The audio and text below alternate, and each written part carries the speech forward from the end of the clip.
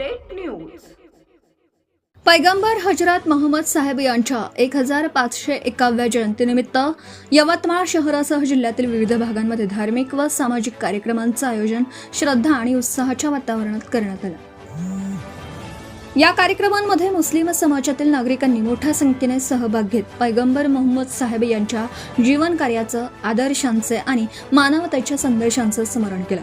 जयंतीनिमित्त शहरातील विविध परिसरातील मशिदी तसेच धार्मिक स्थळांची आकर्षक रोषणाई व सजावट करण्यात आली होती। अनेक ठिकाणी विशेष धार्मिक कार्यक्रम, नात-ए-पाक, प्रवचन तसेच सामूहिक दुआचं आयोजन करण्यात आलं। यावेळी उलेमा आणि धार्मिक विद्वानांनी पैगंबर मोहम्मद साहेब यांच्या जीवनावर तसेच त्यांच्या शिकवणीवर प्रकाश टाकला।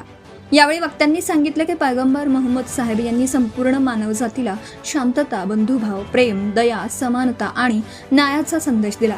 समाजातील दुर्बल व गरजू व्यक्तींना मदत करणं, शेजाऱ्यांशी सलोख्याचे संबंध ठेवणं आणि आपापसातील मतभेद दूर करून बंधुभावाने राहण्याची शिकवण त्यांनी दिली।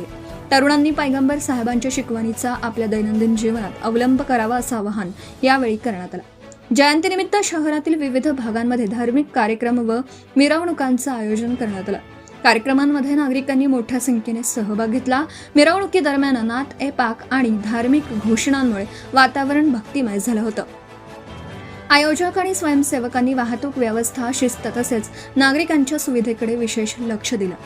यावेळी देशात अमन, शांती, बंधुभाव, सामाजिक सलोखा आणि एकतेसाठी विशेष दुआ करण्यात आली। तसेच गरीब व गरजू नागरिकांना मदत करणं, शिक्षणाला प्रोत्साहन देणं आणि मानव सेवेला महत्त्व देण्याचा संदेश देण्यात आला।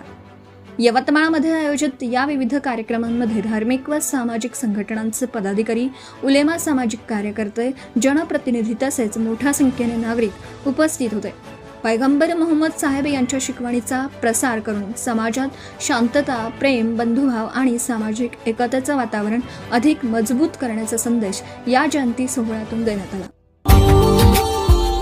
Subscribe now and press the bell icon. Never miss an update.